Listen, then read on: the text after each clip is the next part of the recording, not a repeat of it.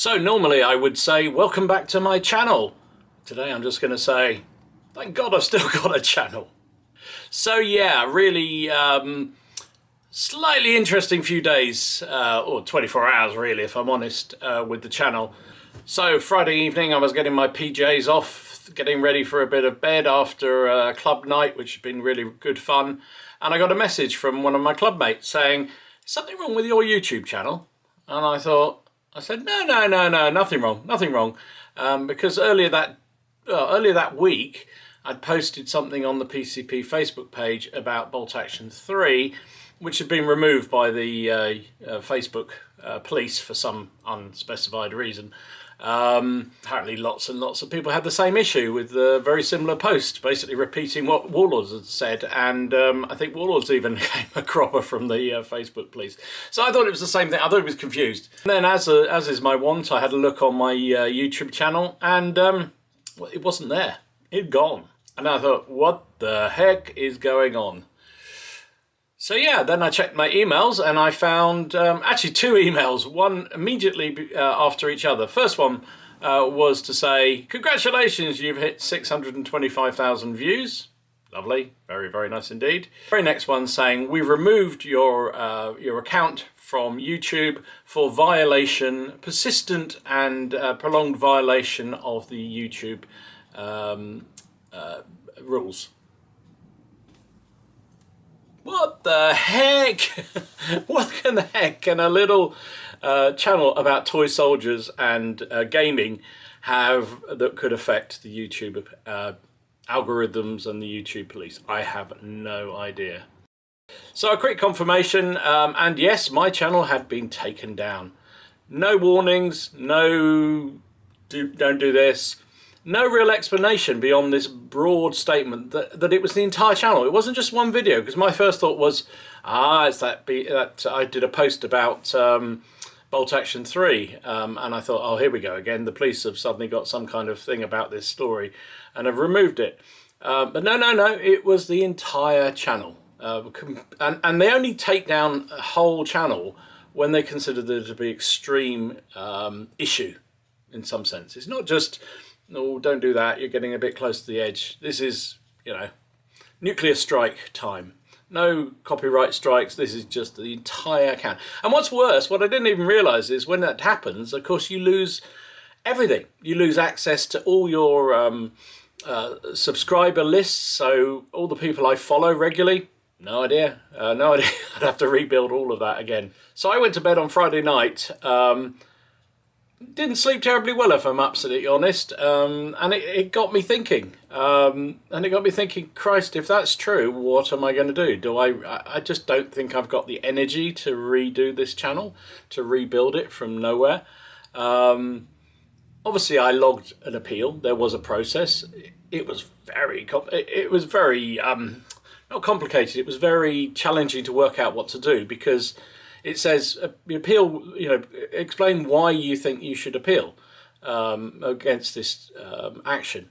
And given the fact I didn't really know why, it was very difficult to appeal. So all I did was say, I'm really struggling to understand what the problem is. This is a little channel focused on toy soldiers and my hobby. No way political, sexual, whatever. I'm failing to understand. Can please someone explain, or please just reinstate it? So I went to bed thinking about things. What had I done? Was it because somehow playing toy soldiers seemed as militaristic? Could it be that because wargaming is a largely male-dominated thing, that it's somehow sexist? Could it be that all those weirdos who follow, who do the weird wars and stuff, had a go at me because I don't do very much weird shit? Could it be that it was just stupidity on the YouTube algorithm side? And that's what I came down to. So anyway, but it also got me thinking about, what do I do? If this is true and my channel's gone, do I want to restart it? Which got me thinking about why I did it and how much I enjoy doing this channel. So first of all, let me say, if you're watching it and you got this far, thank you very much indeed. I absolutely, if there's one thing this has taught me, Clearly the channel's back up again. But one thing it's taught me is I love doing these videos. I love the hobby. I love my involvement in the hobby. I love the community that we have. Particularly impressed and proud of the plastic crack community and what we've built up there. And the thought of losing all that actually really depressed me. Completely depressed me. That Friday night I was thinking, A, have I got the willpower to do it again? Because literally, you know, if the channel's gone, almost the reason for me having this hobby room has gone, because I do so many videos from in here. The whole PCP thing, motivation would go, because that's kind of why we did it, was 4 channels coming together to do PCP. And I thought, I'm going to lose so much of my life that I love and I thoroughly enjoy. So, as I say, if you got this far, thank you very much. I really, really appreciate the fact that people watch these videos, they comment, they, subscribe. Now, only about 50% of you watch this actually subscribe, so hit that subscribe button, please. Costs you nothing, just gives me a little warm glow. So yeah, I thought, what do I do? And part of my brain was going, screw it, go and do something useful. You know, just carry on doing your Friday nights at the club, paint a few figures occasionally. Just don't get quite so obsessive, maybe. And maybe the channel has created sort of pandered to my obsession and my ability to get addicted to things very quickly. I mean, certainly there's been projects and periods of figures that I've bought into that I would only have done because of the channel, nothing else. It just gives me a sort of an outlet to that addictive personality. I think all of us have to some degree in us. So anyway, as I say, thank you very much indeed if you've got this far, and thank you very much for those 4,000 whatever it people who subscribe to the channel, and the many, many, many more who watch from time to time. It really makes an old man very happy, and I know, talking to other YouTubers, it's as much the fun of the reaction and the interaction you get as anything else that is great satisfaction. And it's almost a hobby in its own right, doing the videos. So anyway, long story short, woke up Saturday morning after a lousy night's sleep, and the channel was back up again. And my appeal had been accepted for just being a channel about toy soldiers, but it had been accepted and had been reinstated. So all my videos were back on there again, all my account was back there. Now I've had to go subsequently and re-log into various things, the links to different accounts and what have you, but that's small beer compared to the whole thing being deleted, which effectively what it was. So yeah, Saturday morning, apart from the fact one of my scheduled videos went out like at 4 in the morning or something stupid, but because it knocked all that out. But either way, it's back up and running, so that's why you're seeing this video now. So the question is, what did I do wrong? I don't know. Suggestions in the comments down below. I contacted YouTube's creator helpline and just said, look, it's back up, so that's brilliant, but can someone please explain what it was that set off the YouTube police, because I don't want it to happen again. It's stressful. It is, and if there was a particular thing that tagged it, that made them, sit up and pay attention like an angry meerkat, then let me know. And the person I was speaking to on the chat thing said, I can't tell you. She said, I've looked at the file. All I can say is it was not just a video. It was because something flagged across your entire channel. But what it was, I can't tell you. So that's helpful. So it could well be that my channel just goes down at any other point. So yeah, but that's what it is. That's what happened. So we're back up and running. Gaming is resuming again. So anyway, enough of that. But let me know. What do you think it was? What could it have been? I don't know. Maybe it was bad-mouthing people who bad-mouth historical gaming. I don't know. Anyway, enough of this. Let's have a look at some of the painting projects, because I've done quite a lot. A lot of tanks, I'd be warned. But I think I have finished the tanks now. I'm not going to do any more. Yeah, that's That's a lie, isn't it? Of course I'll do a few more, but I'm not going to do anywhere near as many as I have done. So, and there's a few other things that are continuing. So let's have a look at the painting. Well, it's all gone a bit tank-tastic here in the boot room. The enjoyment of acting Panther has encouraged me to work through some of the stash of opportunity I had here of old tanks that I hadn't got around to making, plus all the kits that Warlord sent me, plus my frustration with making said kits. I bought a few 3D prints and others. So yeah, this painting update is going to be rather biased towards armour, so apologies if that's not your thing, but that's what I've been doing. And they're so quick and easy to do as well, which makes such a difference.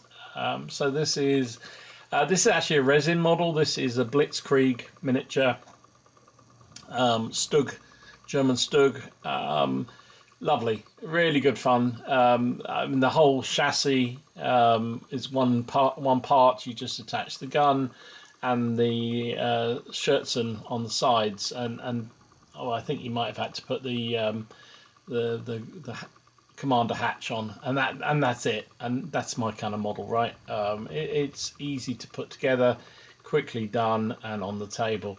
So I just did it again. I've sort of practiced. Funny how practice makes you better, but I'm getting better at the German late war camo, I think.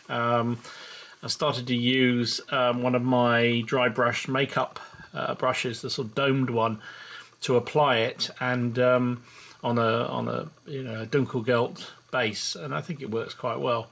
I also took, with all these tanks, I think I took a leaf out of Stee on Point HQ, who always goes on about using stowage from 3D printed you can buy on eBay to sort of put on the back of tanks and make them look a little bit sort of more lived in, which I've certainly done with this. So there's some rolled up, I guess, blankets or maybe covers of some sort. There's a box of shells and various other bits and bobs that I've stuck on this just to make it look a little bit more lived in, and then finished off with Vallejo mud because that hides all the ugliness that may be around tracks. Not that they were on this, because it was just the track stuck on very, very easily. So there you go, that's a Stug. So these two are a pair of American Shermans. They're both 3D prints, and I picked them up on eBay because I was so fed up with doing kits. So yeah, they've come out right. They're nice, simple models, to be fair. Nothing much to them. Although I notice now, I used some different transfers that I picked up, and under this powerful light, they look like they haven't properly adhered. In the real table light, they look fine. It's a bit odd. Anyway, never mind. So yeah, I put some stowage on the back just to add to them, but they're just functional pieces. They'll do fine for the table. There you go. Some more. I guess these are sort of just straightforward M4 Shermans. So I think in my last update I ranted somewhat about frustration of putting together the Warlord plastic Churchill model, and I learned from my mistakes. So as I said, in that box of goodies that Warlord sent me, there were 3 Churchill models. So I thought, right, I'm not gonna be beaten. I'm gonna have a go at it. So actually I put together this one. And by the simple expediency of not actually following the instructions, it went together far better. So the problem I had was the model said to attach the tracks, or attach the wheel section, because they're one unit, to the hull, to the lower hull, before you then put the upper hull on. And the problem is it just didn't fit properly. So I ended up with a big gap at the front and a big gap at the back on the other one, which I had to fill with green stuff. So this time I put the hull together first, the whole thing up and down, the upper bit and the lower bit, and then put the track system in, and that worked far better. There was a little bit of swearing, a little bit of poking and pushing, but in the end it went together way, way better. And I haven't had to use any green stuff on this at all, which is a result. So altogether a better experience. There's still little fiddly things like I don't know, this, whatever this thing is at the back here, keeps riding up, which stops the turret rotating, but whatever. Yeah, so it's a nice model though, and that's my second Churchill. I don't think I'm going to need the third Churchill. We'll see. I may do it as a different version, because I think this is the Churchill 4, I think it was. Anyway, there you go. It's done. I did warn you, there's a lot of tanks. So this is another 3D print. This is a Sherman Firefly, believe it or not. Now you can tell it's 3D print, mainly because if you look really closely you can see the telltale lines of a 3D print on that turret front, and also the guns are pretty chunky, but I don't mind. It's absolutely fine. It's a nice functional model. I've done my usual thing, put a bit of stowage on there, put some transfers on there, give it a bit of mud and dry brush, and I think it's come out fine. So that can join my British forces, and still they keep coming. So this one is another 3D print. This is a Pershing American heavy tank late war vehicle. I've always had a thing about the Pershing. I quite liked it as a vehicle, so when I was doing the order for 3D prints, I picked this one up just to add in. And funny enough, I saw Travis on Tabletop CP having a game of Actor and Panther where he had a Pershing in his game. Not giving it away, but didn't do very well. So maybe that wasn't such a good idea for me to get. But anyway, it's a nice model actually. Yeah, I quite like it. They're sort of very low and chunky tanks, these. So again, a bit more stowage added on from the 3D prints I picked up, and I think it'll look absolutely fine on the tabletop. So some more opposition for those Allied tanks. It's obviously a Panther, German Panther. Again, it's 3D printed. I'm quite pleased with this one actually. I think it's a really nice kit. The gun barrel is not as chunky as that Firefly, and it's sort of, yeah, it's nice. The only thing that worries me is these sort of shirtsons on the side are very, very weak. Even in the handling of painting them, I broke it twice. So I'm not sure they're going to last long on the tabletop, but which is a little annoying. But anyway. That's again a bit more stowage putting on that tank just to make it look a little bit more lived in. Oh, I've just realised I haven't done that. There's a helmet there and I haven't done it in field grey. Damn. Oh well, not quite finished, so ignore that one. I'll finish that one up. But yeah, nice model. I'm quite, again, I said the Stug, I'm sort of getting the hang of the German late war camo. Using that it's a dome-shaped makeup brush, which I usually use for dry brushing, just to sort of dab it on. I think actually works really well, so I might carry on doing that for the few Germans I've got left.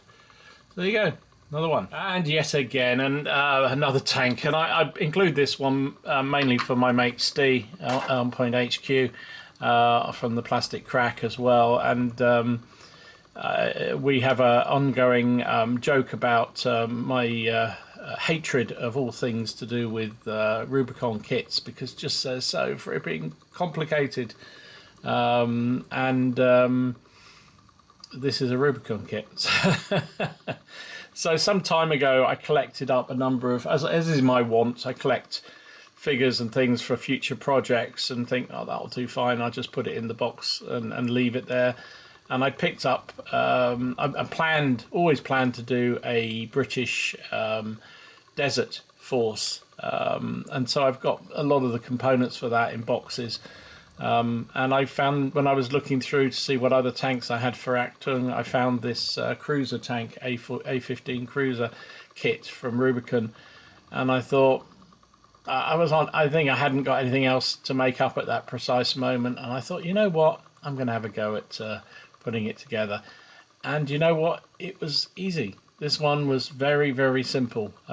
Still fiddly bits and too many things that you really need, and I'd still prefer a one print really, 3D printed or a resin model, but I actually found this went together pretty well indeed, and I'm quite pleased with the effect of it. I mean, again, it won't be used in Acton Panzer because there isn't currently a desert war version of the game. I suspect there will be if I know nothing, but I suspect there will be if the game is successful. Yeah, I just thought it was there to be made, so I'd make it, and if nothing else, it would amuse Steve if I ended up chucking it in the bin as I made it. But as I say, it went together really quite smoothly, so I'm quite pleased with the results. So there you go. There's the cruiser tank finished. So I've talked before on these updates about sort of having slight satisfaction of working through some of the figures that I'd prepped, and in some cases were partially painted that for some reason I've just put aside and hadn't got onto. So these are some of these. These are French Victrix. I think they were supposed to be middle guard, I believe, figures. So I've got I did a battalion of 24. I've got another 24 that I'm now finishing off on the painting table, and then these I put on skirmish bases for General d'Armée. And yeah, I mean, they're quick and easy to paint because they're wearing greatcoats, and any French Napoleonic troops in greatcoats are a lot easier to do. So I painted these up. In my mind, I'm going to use them, I think, as young guard rather than middle guard. The reality is, in greatcoats, there's not an awful lot of difference between them. So that's what I'm going to do. From what I've seemed to have found, they all just wear red epaulets and things. I could have that wrong, because normally voltigeurs or light troops had some sort of green within their uniform or within their sort of turnbacks and what have you, or plumes, but all the stuff I've seen seems to have them with red, so that's what I've gone with because it's a lot easier to do it that way. So there you go, that's another bunch of figures finished that have been sitting sort of ready to be finished for some considerable length of time, so very satisfying to clear it off the painting schedule. So I did a little video on how I painted this little sucker up, so if you're interested, check it out. This is one of the plastic Warlords Panzer IV 28mm tanks from in Italiara, and I've done a few of these now, and this time I just thought I'd put the side skirts on and the extra armour on the turret, just for a change more than anything else, to have a different variety of Panzer IV available to my forces. I've also put some additional stowage on the back, some extra jerry cans, a backpack of some sort, and a box of, well, I think it's supposed to be ammunition. Probably not the best place to put it on the back of an engine of a tank, but hey, that's what they did. So yeah, I'm quite pleased with how this came out, and I'm always a little nervous about doing painting videos because I'm not really a painter, as you know. If you follow the channel, I paint purely to get the tanks on the table or the figures on the table, and so when I do a sort of how I paint kind of video, I'm a little bit nervous because there's so many better painters out there. But I did this just as purely as a sort of how you speed paint a late war German, how I speed paint a German late war tank without an airbrush, and it's gone down very, very well. So thank you for those who watched it. It makes me pleased. Anyway, there you go. That is the Panzer IV finished. So I talked about the extra stowage stuff that I bought for the various tanks. I picked up some 3D prints from eBay. And also I found, don't know when I bought it, but I had a pack of Rubicon German stowage in the stash of opportunity, and when I was ferreting through trying to find what I had, I found it there, and I thought, oh, that's useful. So I took it out, and I've been using bits and bobs from that on the back of the tanks. But also I found that there was a lot of these fuel cans, which not fuel cans, but whatever, fuel drums, which I thought would be quite fun for a little sort of objective marker or drop-off point or something like that. Don't know what I use them for, but So I painted them up and stuck them on the base, and then also there were a few ammunition boxes which I'm not going to put on the back of every tank. So I found a spare medium machine gun and a German helmet, and stuck that on there as well, just to, again, just something a little bit different as an objective marker and a bit of fun, and you know, say just something different to paint up, which is always fun as well from my book. So I showed these off on my Salute haul video, such that it was it's a pretty pathetic haul if I'm honest, but I bought these at Salute from Foundry stand because I kind of love the idea of this chieftain being carried on the shoulders of his men on a shield, a la Asterix and Obelix series. So I just thought it was a lot of fun. So I picked that up while I was there, and also a couple of packs of, I think they were called character figures or something like that. And I saw there was a Celtic woman in the pack of characters, so I thought, well, she's got to go behind the chieftain, because, you know, behind every great man is a great woman, as the saying said. And then I stuck the other guy who's holding up a trophy head as another person. So you can take it how you like. Behind every great man is a woman, or behind every great man is a vengeance, revenge, wanting to take the heads of their enemy. I don't know, whatever. A lot of fun to do. Really enjoyed doing it. Actually, only took me a couple of nights to finish this, and had great fun doing it. The chieftain and his bearers are kind of a little bit cartoony, if I'm honest, but I think that adds to the charm. So they will join the leaders of my Celtic war bands, ready to crush the Romans. So next up, I'm continuing along with the Celtic warriors that I've been painting. So this is another bunch of armoured nobles, effectively. Mostly they're Victrix. There's a couple of warlord figures in there as well. I've decided I hate transfers. Jeez, they are such a pain to fit. Oh my lord. So a couple of them I just gave up and just painted, just because life was too short. And also I kept finding I didn't have the right size ones. I've got Victrix ones, I've got warlord ones, I've got various other types of Celtic things, but whenever I'm looking for it, I've never got the one that I need, which is really frustrating. So actually there's also, I've noticed, a Foundry figure in there too. So there you go, there's 3 manufacturers all together in there. So either these will form the front rank of a larger war band, or they'll be the standalone warrior group. I'm not quite sure how I'll play them yet, but yeah, fun to get them finished and ready for the table.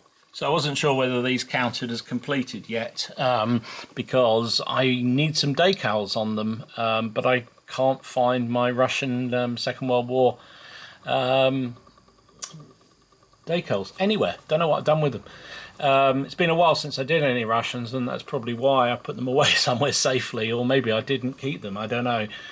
Found the Germans, found the Americans, I bought some new ones as well, and I would have bought some Russians, but I didn't realise I wouldn't find them, so bit frustrating. If anybody knows where I can buy Warlord decals for tanks that aren't ridiculously expensive, there's a couple of places on eBay, but they just seem crazily expensive for what they are.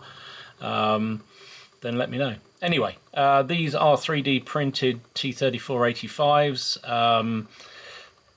Picked them up because I've got a couple, I've got I think I've got one T34 in my collection already, and then I've got T3476s as well.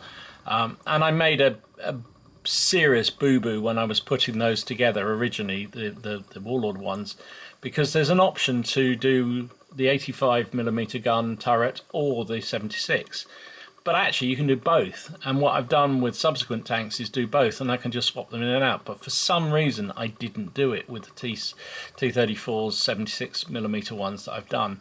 I threw them away. So I've got all these T34s with 76mm gun, and I needed some with 85. So I ended up buying these 3D prints just to sort of fill out the force. So they're nice modelers actually. They've come out really well, quite pleased with them.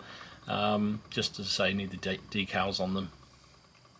Oh, and there's some additional stowage that I've put on just to sort of give them a little bit more life, which I think helps. And then finally, for now, this is an ISU 152 German assault gun. It's a Russian assault gun. Again, this is a 3D print. Again, no decals, which is why I wasn't sure whether I'd show it. I've added in some additional stowage again, just to sort of bring it to life. But it's a nice little model, actually. These 3D prints I got from eBay have actually come out very nicely. I'm very pleased with how they look. You know, there's that unmistakable bulk, I guess you could say, to a 3D print tank. But you know, from 3 foot away on the table, you're really not going to tell. So I'm very happy, just because I don't have to make the damn model. So this will join my Russian forces for Achtung, or possibly Bolt Action 3. You never know. But nice and fun to do, and a particular favourite of mine. Who doesn't like a assault gun with a big arse gun, eh? It's probably just because I'm too sexy that they took me down. Anyway, so... oh, geez, Dom, you're a... yeah, anyway. Right, so what I've been up to. So, gaming-wise, I've been back on it again. Had some good games. I played Jonathan with Achtung Panther down at the club. Just gave him a sample of it, put a video up on the channel. It's up here somewhere, wherever it is, wherever it goes, showing that. Interesting, Achtung, huge amount of interest, a lot of people paying attention to it, salute. But video, maybe it's just my videos, but I'm not seeing anywhere near the community watching of videos. Maybe you don't need to, because you watch the one, you find out how the rules work, and then you play it. Because it's not that complicated. It's quite granular, but it's not that complicated. So I don't know, but you never get many views on Achtung videos. Even the big boys, Martin and stuff, I don't think he's got the sort of views I would have thought. Anyway, by the by, so had a great game, really good fun. Jonathan and I really enjoyed it, and well, more importantly, Jonathan enjoyed it because I knew I enjoyed it, and I was just sort of wanted to give him a chance to try it out. We just played a game with, he had an an M10 tank destroyer and an Easy 8 Sherman, and I had a Panzer IV and a Hetzer, and we just played a very simple, we played the first mission. This is basically a meeting engagement and a bit of a shootout. And he said he really enjoyed it, particularly the card mechanics and that sort of thing adds so much to it. So that was that. And obviously then Salute was the following weekend, which was immense. Really enjoyed that. I've done a video about that as well, so that's up there somewhere as well if you're interested. Great to see a lot of people. Lovely to see some of the subscribers and people who follow the channel, so awesome for that. And then this past Friday had a game of General Dame 2 for the first time. So I was badgered, that's the only way to put it, by Dave Brown at Salute. I bumped into him and spent a bit of time having a chat with him, and he badgered me into having a game of it, and I actually didn't need any badgering because I love General Dame. I think it's a great system, and I was really excited to see what General Dame 2 was like. So Jonathan and I had a game on Friday. Now, I was going to video it, and I did plan to, but unfortunately Jonathan had all kinds of traffic problems. It took him about an hour and 40 minutes to get to the club, a journey that should only take about 20-30 minutes. So we started really late. Also, Gamer Graham was in a very talkative mood, and so he was chatting away, which was great. And so in the end, we just played the game, and it was a good opportunity just to get things wrong, check things out with the rules, and see how it played out. We played, I forget the game now, but it's in the back of the rule book, which is an Austrian versus French game, because it looked quite small scale for once. We were sensible and said, let's play something manageable. So it was like 3 or 4 brigades aside, and it was great. I have to say, we genuinely enjoyed it. All those things that have been done to the rules to speed things up seemed to work. We got through, even in the limited time we had, and we only had, I don't know, probably an hour and 40 minutes or something, not even 2 hours, I don't think. We did like 6 turns, which I think in the old GDA we wouldn't have managed. And within that there was combats and shooting and plenty of good stuff going on. So, and I think Jonathan and I agreed that if we once we get used to the rules, the sort of logic of, you know, you start at here, and is there anything negative? Yeah, he's got a lot of damage, so that drops you. And if you got you know, if you're shaken or disordered, then there's another one, and so it was very logical. So I think with a few playthroughs, you could probably skip through the rules without having to look at the rule book, which I know is one of the criteria that Dave and Christopher and the others were really keen to have within the rules, that you don't have to keep scurrying through the book and looking up everything to make sure you got it right. So a big win, I think, for us. I think we're going to play another one this Friday. Might just repeat that game, actually, just play it again and see. Hopefully we can start it a bit earlier and get through it a bit further. So yeah, anyway, so that was that. Thoroughly enjoyed. I say no video from that, sadly, but hopefully next week there will. And then I've already got a game planned for a couple of weeks' time. Gamer Graham and Andy from the club are going to have a game with me and Jonathan of Black Powder 15mm Napoleonics. Graham's got a very old Spanish army which is looking to get kicked, so we're going to get that out and hopefully give him a good kicking. So it'll be probably British and Spanish against a French army. Probably me and Andy will take the French, and Jonathan will take the British, and Graham will take the Spanish. So that'll be fun. So I look forward to that. If I was clever, I'd sort of say, Louis, should do one game. We should work out a game that for playing Friday with General Dame, and then repeat it on the following Friday with Black Powder and see how it plays out. But I think it would just be too big with just 2 players this Friday while we're still learning the rules. I'm not sure that's going to work. Anyway, so that's that. Gaming wise has been great. The only thing I've noticed, I've set up a couple of times a game on the table here in the boot room to play solo, and haven't really felt like doing it. I'm enjoying playing against an opponent. The solo thing hasn't quite got me yet, but I did work out an a Pike and Shot 30 Years War game using all my epic collection, and hopefully I'll get that underway. If I do, follow the channel and you can see that as I play it through. So what I've been buying, well, as I said from my Salute video, I haven't bought I didn't buy very much at Salute at all. You can see I painted some of it up even, so that's pretty good going. In terms of other purchases, I did buy Crusader Games via North Star did a sort of pre-Salute, during Salute. They did a 10% off basically because they weren't at Salute sale, and I bought American Civil War Cavalry pack that they do, really characterful. I think it's called the Raiders because I just thought they looked really fun. So I bought them, and also some American Civil War Generals which also looked very good. And that has been it. Purchasing wise, as I say, has been a lot slower, which is probably not a bad thing. I'm kind of enjoying focusing on a couple of things and enjoying clearing some of the backlog, frankly. So so anyway, there you go. That's my wrap up to what's been a rather more exciting week than I expected to have. And thank you for the, as I say, for the continuing support and all the goodwill and all that good stuff. So I have to say the video I did on the new Punic Epic figures, which are really exciting, that got a huge amount of views, probably one of my highest viewed videos for a long time. I'm excited where that is going. I'm hopeful to get my sticky little fingers on some of those Punic figures as quickly as possible, so I can start painting them up and get some battles going very soon. So Warlords, if you're listening, please, pretty please.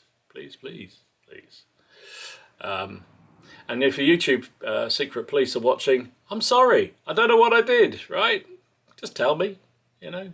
It's like Big Brother. Funny enough, I've been listening to the Audible of 1984. Is that connected? Anyway, thank you so much for watching. Really appreciate it. As I said before, if you've enjoyed this and you like my channel, please just hit that subscribe button. Doesn't cost you a thing. Just makes me very happy, and helps the YouTube police a little bit happier, and they're not, well, I don't know, maybe that makes them take me down, I don't know, whatever. But if you're one of those people who follow the weird shit, please don't report me again if that's what happened. I'm joking. Stay safe, stay well, and I will see you again soon. This is Dom, signing out. I'm still here.